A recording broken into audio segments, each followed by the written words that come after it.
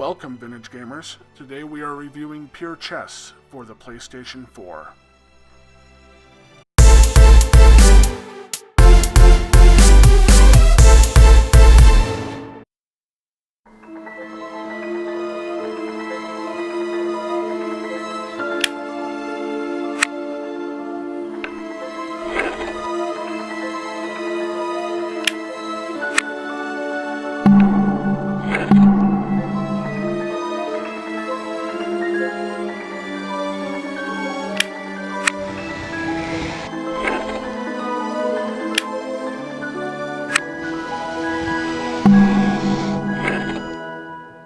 While the notion of a timeless and epic battle of chess being fought out between human and computer has existed for many decades, it's safe to say that the first widely successful commercial chess video game was Chassmaster 2000.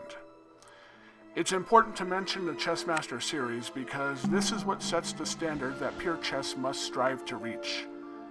Released in 1986 by the now defunct Software Toolworks company, the original Chassmaster was released on the Apple II, Amiga, Atari 8-bit computer, Commodore 64, the Macintosh, MS-DOS, and a few others.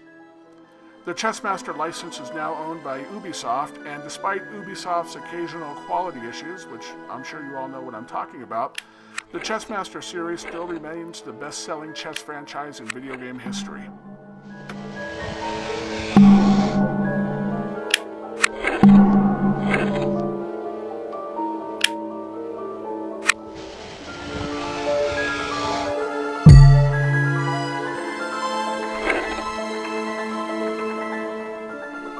For this review, I'm going to assume you already know the fundamentals of chess. Rather than explaining how to play the game, I'm simply going to discuss the interface and options within Pure Chess. As you can see, there are a variety of different set types to choose from. Isle of Lewis, Easter Island, there's a thing with bunny rabbits, there's cool Roman soldiers, that Halloween looking thing. More generic things, battalion, and of course your standard chess pieces, and then the different finishes, metal, marble, wood. That's a nice touch to be able to take the same set and have different finishes. I don't know, I just thought it was a very thoughtful touch. I'm taking a look at the Roman set configuration here, and I think while the different set configurations are cool, I'm very glad they put in the option and more options. I believe there is a sequel, or I don't know if a sequel is the right word, but a newer version of Pure Chess is on the way. But while custom sets are very cool, and I appreciate that they're not necessarily only downloadable content, because we all know my feelings on downloadable content, but I think any real chess player, sorry for digressing there, but anybody that's really into the game, or if this is something you're playing a lot online or what have you, you don't even really notice the pieces anymore.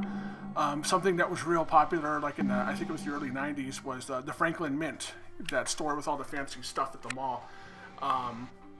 They had a Star Trek chess set. And I mean, I always thought that was so cool because, you know, it was the Federation versus the Klingons, and I mean, something like that would be awesome here. But once you're really into the game and playing and whatnot, you don't even notice, oh, the King's Captain Kirk, okay, big deal. I mean, it just didn't seem worth the scratch.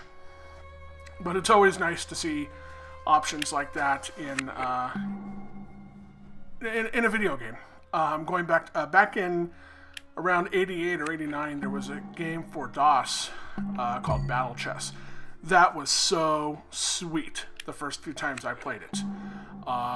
It was, you know, traditional chess set. The king looked like a medieval king and a medieval knight, and the rooks were castles, and the pawns were little infantry soldiers with their spears. And if you haven't played the game, check it out. I'm sure there's some video of it on YouTube here, but you can also download it on GOG. But you know, like the queen would cast a magic spell to, you know, when she took a piece, or the pawn would do. Every character had their own moves, and it was very entertaining to watch. But after a while, it really lost its charm because, those animations would take place and it just wasn't, you wanted to get on to the next move to see what your opponent was going to do or what, it just became time consuming and a little tedious. And there was a Star Wars chess game that came out not that long ago, kind of the same thing. So that's my spiel on different sets. They're very cool, but after a while you don't even really notice it. You're more focused on the game.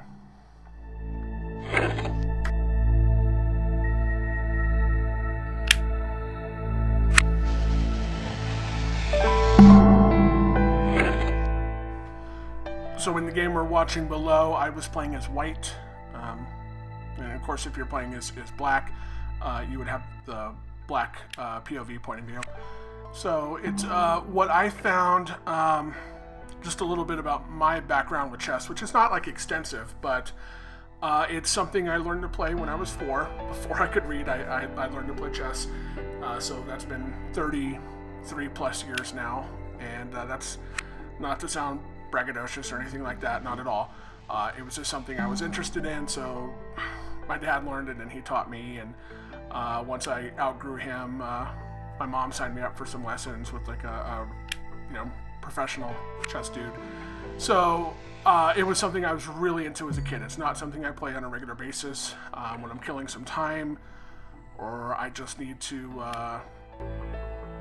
de-stress or need a break or something from work, there's a online chess is the site, and I'll play a quick game or two, but it's not something I do religiously or professionally or anything like that. But just I gave you that background just to give you an idea as to where my skill set's at. I think I think it's fair to say that my chess skills are certainly above average. I think that's a fair representation, but it's not something I practice at every day, and I'm certainly not. I'm not one of these guys that goes to tournaments or is ranked or anything like that. It's just, I would just say I'm above average. So having said that, you can pick the difficulty strength, 1 through 10, 1 being like a total newbie, 10 being Grandmaster.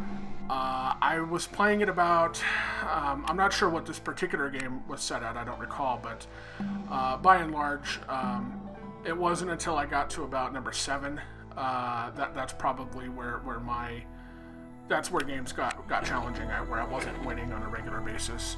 I found the lower settings to be incredibly easy, and that's not a shot at the game. I actually think that's a good thing, and I'll tell you why. PS4, of course, adults have that, but it is something a lot of kids have. So if it's a good way for younger players to learn and to get better. If you put a kid down in front of or a new player with a setting that's too hard, it's just going to get frustrating, and they're not going to want to play anymore. So I think it's really good that they had so many choices, just not low, medium, and hard. There's a real, 8 was clearly too hard for me. 7 was about right. I was winning 50-50. 6, I would lose here and there, but I could beat it fairly consistently. So I think it was well thought out that they had so many different level settings, and it's a good idea. I like that there just wasn't easy and hard. They really, and I could notice the difference between the different settings.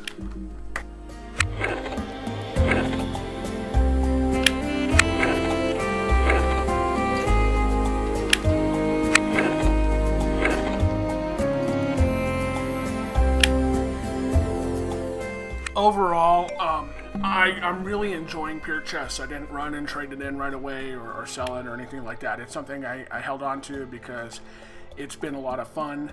I'm really glad that they're making another entry into the series. I think this is a real competitor for Chassmaster. Maybe they're not quite superior to it yet, but if they keep it up a couple releases down the road, they will surpass it. This really, I don't know, it was nicely polished. I liked all the options. I don't really care how many different sets are. I play with a standard set anyway, as you can tell. But I mean, if I was gonna pick something, okay, have some more set types. The music was excellent. Whoever chose the soundtrack, it wasn't distracting in any way. It was just nice ambient music. The graphics are very sharp and crisp, as you can see. I thought this was a very, very well done game, especially for, you know, it is a budget title. I picked this up, I believe, at Walmart for $14.99 or something like that. So it is a budget title, but it's a very, very polished budget title, and I do think most of you will enjoy it. Right now, we live in a world where the video game market seems to be saturated with first-person shooter after first-person shooter, and for me personally, that's a bit mind-numbing. I don't want to sound like a snob, but it just is. Or it's Japanese RPG versus followed by Japanese RPG, which I love and are lots of fun, but they get a little cliched after a while, and you know and then of course, you know, Madden football. I mean, how many times can we play that? And chess has been around for centuries and it's been played and played and played and played, but you know, it's a nice break from the usual video games. Play online with a friend. Good stuff. So I am Mark for VintageGamer.com. Give us a like and subscribe, and check us out on Twitter. Sit, Dick, sit. Good cat.